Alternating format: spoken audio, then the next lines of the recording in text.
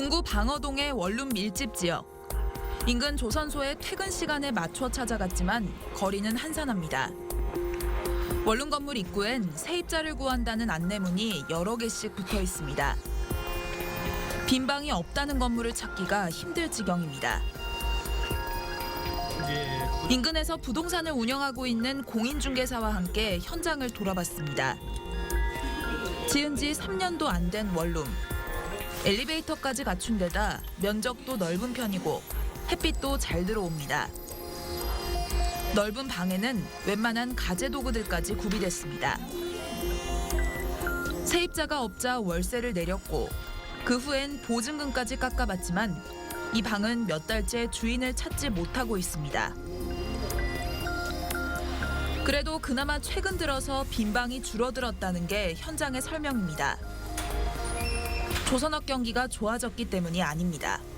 전에는 방이 숙소로 있으면서 아파트나 빌라 그런 쪽 해가지고 아파트 빌라 쪽 해가지고 방 이렇게 아파트 34평에 숙소로 한 10명씩 12명씩 있다가 그 사람들이 이제 회사 구조조정되면서 숙소를 운영을 안 하고 그러다 보니까 거기에 있던 사람들이 다 흩어져가지고 원룸으로 다 들어온 거지. 한 번 내려간 원룸 시세는 웬만해서는 올라가지 않고 있습니다. 한때는 남구 삼산동과 달동 등 시내의 중심가보다도 월세가 높았지만 이제는 조건이 좋지 않은 방이라면 월세가 10만 원대까지 떨어졌습니다.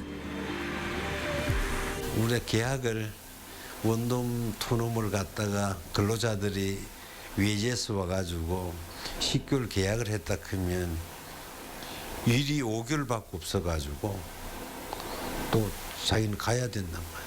이러니까 그 젊은이들이 참 우리가 옛날에 회사를 다닌다 하면 평생 직장을 생각했는데 1년도 안 돼가지고 방 10개월 넣어다 가지고 5개월 갔다가 일하고 5개월 갔다가 또 이 공시를 해야 되기 때문에 해야 한다는 자체도 만만치 않고. 아파트라고 해서 사정이 다르진 않습니다.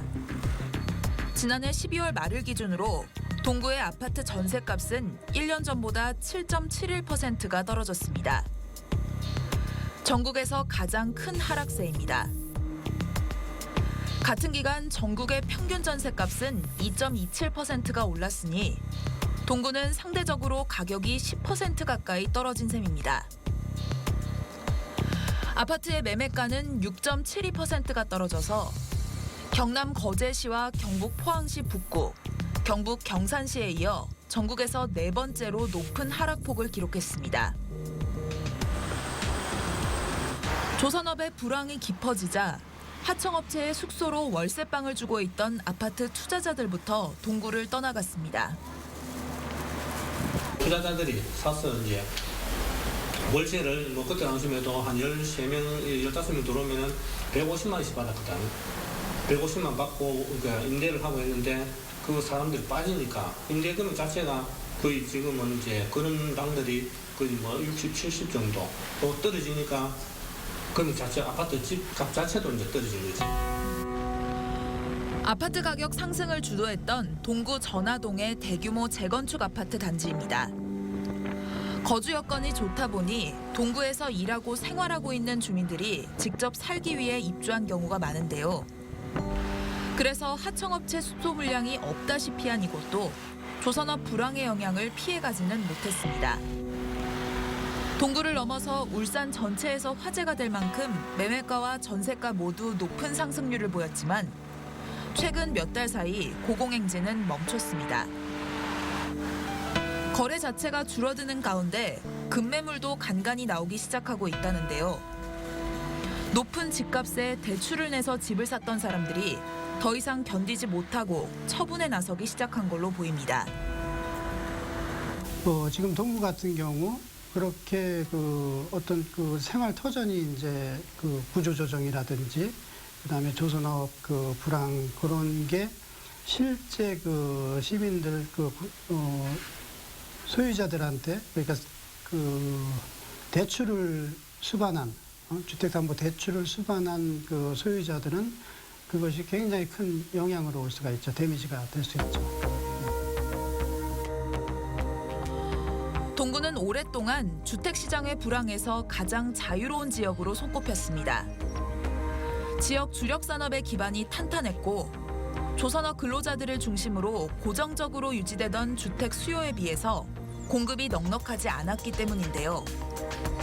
이러다 보니 2012년에는 한 해 동안 아파트 평균 매매가가 13.9%나 오를 정도기도 했습니다.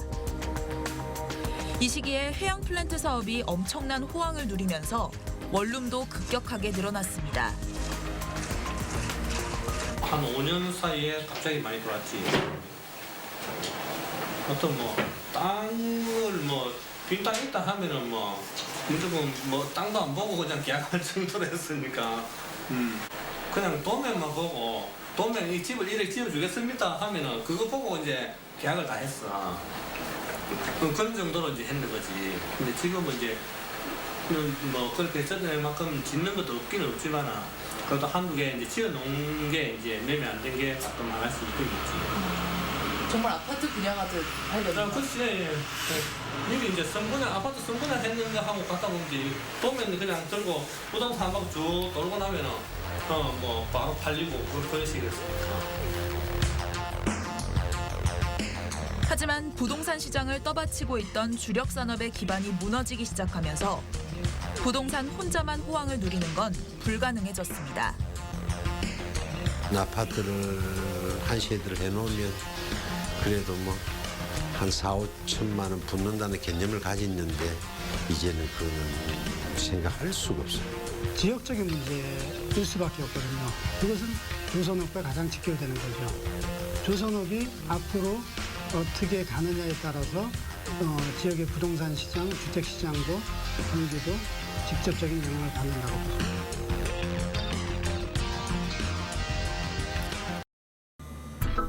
(2015년) 하반기 울산 지역 부동산 청약 시장의 중심에는 남구 야음동 지역의 아파트 단지들이 있었습니다.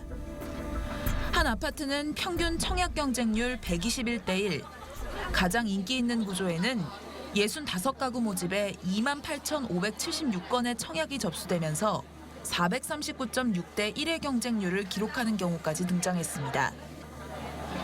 분양 마감과 함께 공사가 시작되면서 761가구가 올해 9월에 입주하고 내년 하반기에는 1,180가구가 추가로 새 집에 들어오게 됩니다.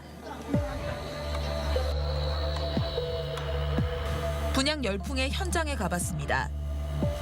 올해 하반기 입주를 목표로 공사가 한창입니다.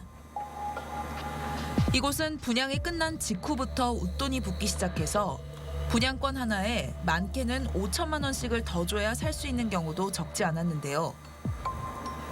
이렇게 끝을 모르고 올라가던 분양권 프리미엄의 상승세는 몇 달 전부터 사실상 멈췄다고 합니다. 지금은 실업주적으로 많이 바뀌고 있습니다. 그럼 이쪽 분양권 거래 자체가요? 예, 그렇죠. 그러면 그러니까 사고 팔아서 수익을 내리는 사람이 지금은 좀 어렵다고 봐야 되겠죠. 왜요?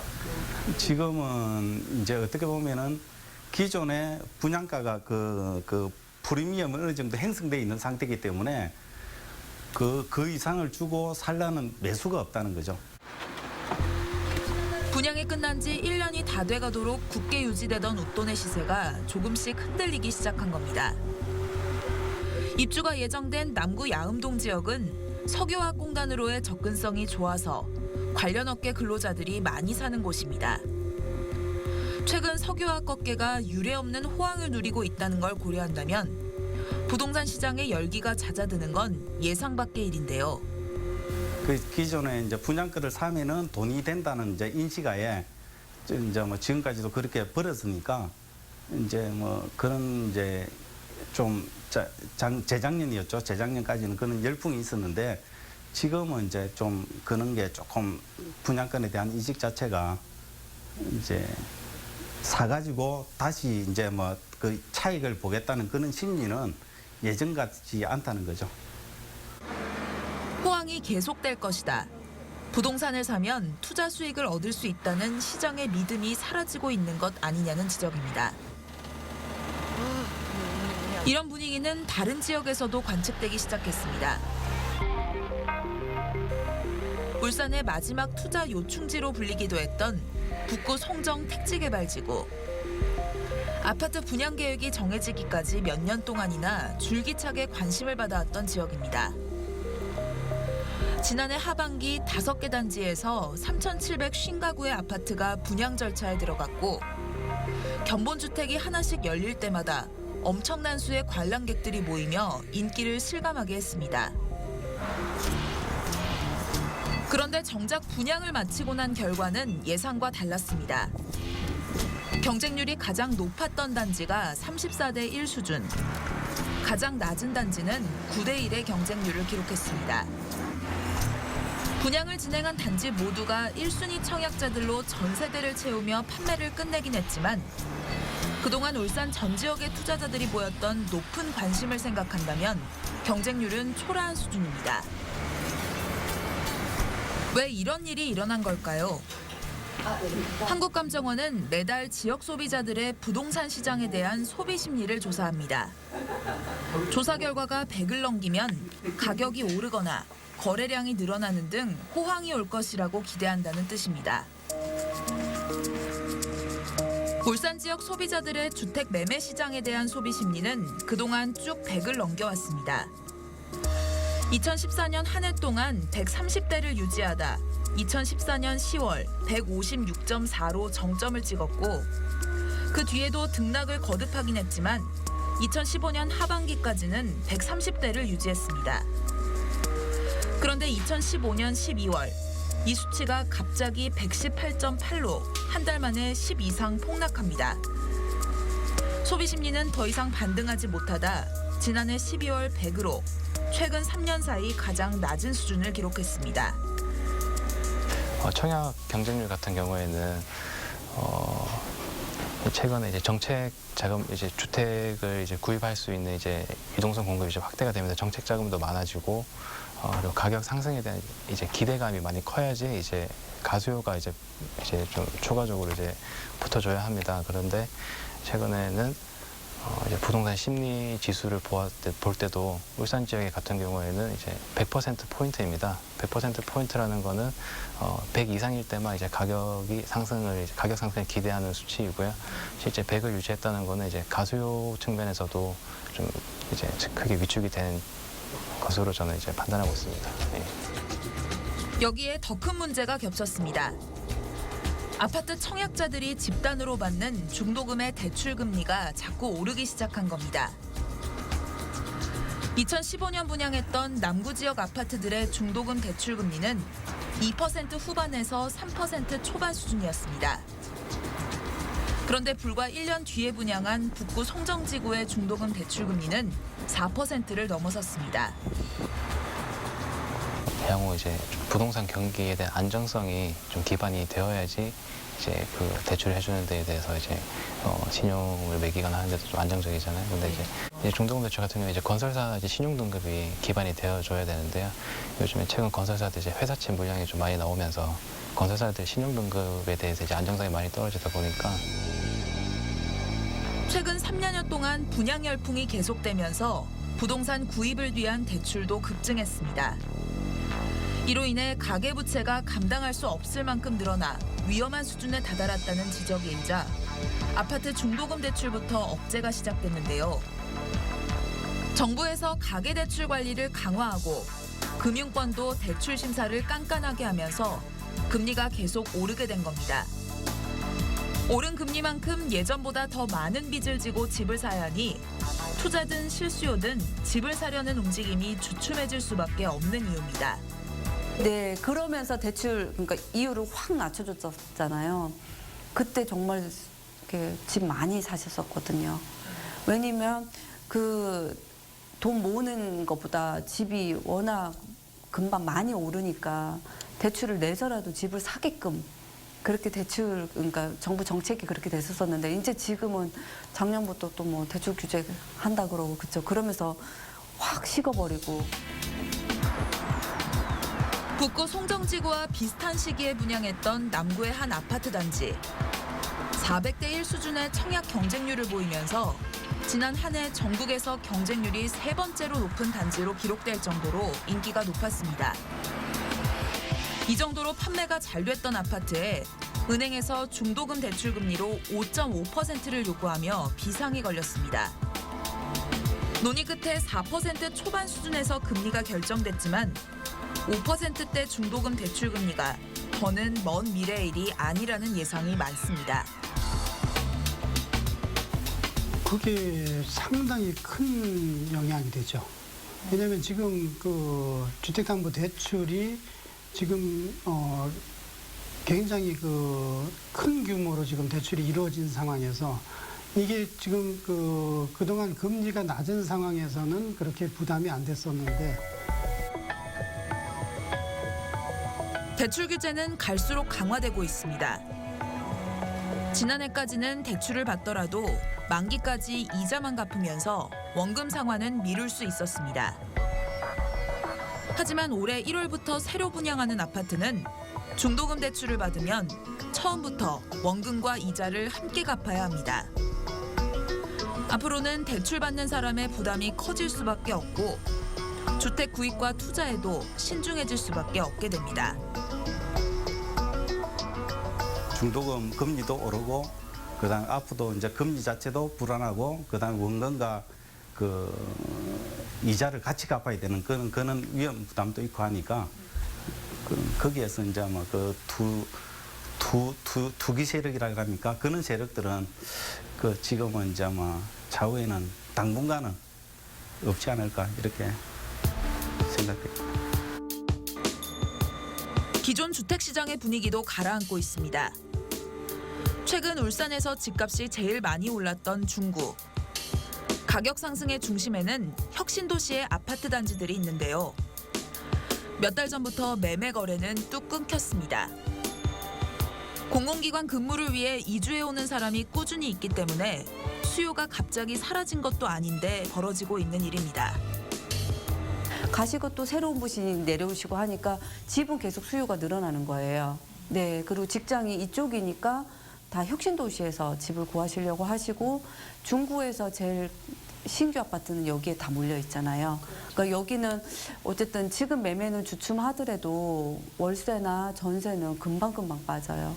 그러니까 기본적으로 수요는 있다는 얘기죠. 예. 매매 수요는 지금 이제 뭐 전체적으로 관망세에 들어간 거고, 예, 임대는 예전하고 똑같이 물건 나오면 바로바로 소진됩니다. 집이 필요하다고 해도 매매를 통해 자기 것으로 만드는 대신 빌려 쓰면서 상황을 지켜보는 쪽을 택하고 있다는 겁니다. 지금 현재 전세를 살고 계신 분들이 원래는 조금 더 대출을 내셔가지고 매매를 하셔야 되시는데 매매를 안 하시고 전세로 한 번 더 사시는 거죠. 그리고 추이를 지켜보시는 거죠. 왠지 가격이 더 떨어질 것 같다 생각을 하시니까, 네. 그러면 파시는 분들 입장에서는 애가 타시겠어요? 예, 애가 탈죠. 그래서 지금 내놓은 게 6개월 지난 것도 있습니다, 물건이요.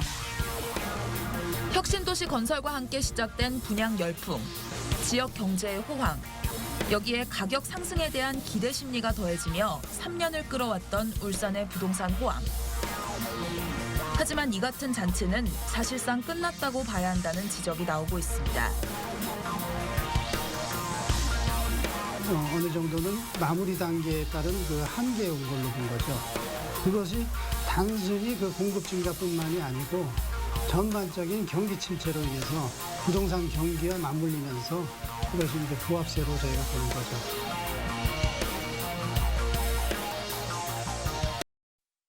강동 산하지구에서 최근 한 차례 아파트 분양이 또 있었습니다. 취재진은 최초로 당첨된 사람들의 명단을 확인해봤습니다.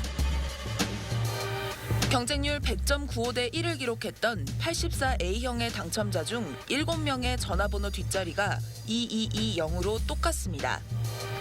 84B형의 당첨자 중 4명의 번호도 일치했고 84C형의 당첨자 1명도 전화번호 뒷자리가 2220이었습니다. 당첨자 439명 중 12명이나 같은 번호를 쓰고 있었습니다. 방송 이후 지자체가 조사에 나섰고 투기 의혹을 받던 이 12가구는 모두 계약을 포기했습니다. 수사기관들에서도 비슷한 의혹들을 찾기 시작했고 실제로 투기 세력이 적발되기도 했습니다. 분양시장 이상 과열 배후에 가정주부 43살 김모 씨 같은 투기 세력이 있었습니다. 김 씨 등 떴다방 3명이 울산 지역에서 당첨받은 아파트는 56채. 이들 이 땅은 아파트 한 채 2천만 원에서 4천만 원의 웃돈을 얹어 팔았습니다. 차익만 10억 원이 넘었습니다. 지난해 분양을 마치고 한창 공사 중인 231세대의 한 아파트. 일명 떴다방 업주 41살 김모 씨는 이 아파트 30채를 불법으로 분양받았습니다. 7집 가운데 한 집이 김 씨 소유였던 셈입니다. 5억 8천만 원을 주고 사들인 가점 높은 청약통장 83개가 있어 가능했습니다. 그동안 울산의 부동산 열풍은 전국적으로도 화제가 될 정도였습니다. 최근 3년 동안의 평균 청약 경쟁률은 중구가 115대 1로 전국 평균의 10배가 넘었습니다. 조선업 불황의 영향을 받기 시작한 동구를 제외하면 지역 모두가 전국 평균을 넘겼습니다. 이 중에 투기 세력의 비중은 얼마나 될까요? 부동산 매매 건수에서 분양권 전매가 차지하는 비율을 전매율이라고 합니다. 부동산 열풍이 최고조에 달했던 2015년 울산의 평균 전매율은 39.3%. 10채 중 4채 정도에서 집을 짓기도 전에 주인만 바뀌는 거래가 일어난 겁니다. 11월 한 달 동안에는 전매율이 52.5%까지 오르기도 했습니다. 이걸 전부 투기성 거래라고 볼 수는 없지만 전국 평균이 30% 수준, 서울의 전매율이 12%대에 머문 걸 생각하면 지나치게 높은 편이었다는 지적입니다. 다른 지역보다는 월등히 높다는 얘기는 뭔가 우리 지역의 어떤 재료가 예를 들면 분명하다거나 아니면 수요자가 늘었다는 게 있어야 되잖아요. 근데 수요자는 제한적인데 분양권 전매 비율만 상대적으로 높았다? 그건 뭔가 분양권 전매에 대한 투기적 수요가 가동됐다 이렇게 볼 수 있는 거죠. 투기 세력이 들어와 분양권에 웃돈을 붙이기 시작하면 집값이 오르는 걸 우려하는 지역 거주자들은 뒤늦게 돈을 더 주고라도 분양권을 사거나 근처에 다른 집이라도 살 수밖에 없습니다. 이제 주변 원가가 오르면은 옆에 것도 따라오는 게 심리입니다. 아주 오래되지 않는 이상은. 기존 분양가가 1,200인데 1,200을 사기에는 부담스럽고 그다음 옆에 거를 살라 그러니까 이제 그 수요는 몰리니까 등달아 같이 오르는 그런 이제 심리가 있다고 봐야 되겠죠. 투기 세력이 한껏 올려놓은 가격을 다 주고 집을 사는 건 실수요자가 될 가능성이 높다는 겁니다. 그간의 분양 열풍이 과도했다는 지적도 있습니다. 2015년을 기준으로 울산 지역의 주택 보급률은 106.9%. 수요보다 공급량이 더 많았습니다. 수요자들이 선호하는 아파트의 보급률도 70.7%에 달해 전국 3위를 기록했습니다. 이 중 지은 지 30년이 넘어 재건축 등으로 없어질 가능성이 있는 노후 아파트의 비중은 4.3%에 불과한 상태였습니다. 혁신도시와 남구 도심의 인접 지역은 물론이고 북구 매곡과 강동, 최근의 송정지구까지 외곽 지역에서도 활발하게 이루어졌던 분양이 사실은 지나치게 많았던 것일 수도 있다는 겁니다. 신규 분양 시장이 호조를 보이고 있고 가격 상승에 대한 기대감, 그것이 투기적 수요든 아니면 실수요든 상관없이 시장에 상존한다면 업체로서는 팔게 돼 있는 거죠. 그런 것을 통칭해서 밀어내기식 분양 이렇게 얘기를 하는 거죠. 북구 같은 경우에는 공급 과잉이라고 봐야 되는 건가요? 저희가 과잉으로 주택 공급량이 그쪽이 편중된 게 많거든요. 그래서 지금 과잉으로 보고 있습니다. 앞으로가 더 문제입니다. 올 한 해 입주를 하게 되는 아파트의 물량은 9,892가구. 호황이 계속됐던 최근 3년 동안의 평균 입주 물량보다도 30% 이상이 많습니다.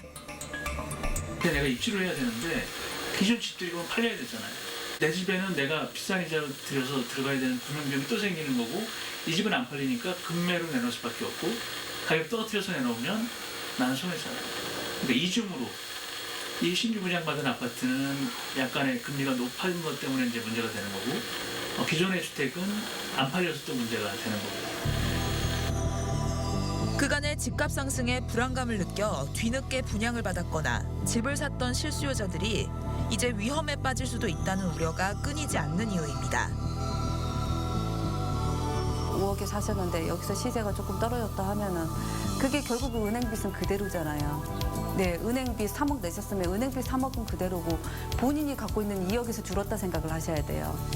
왜냐면 은행 대출은 그대로고 본인 자본에서 깎이기 때문에.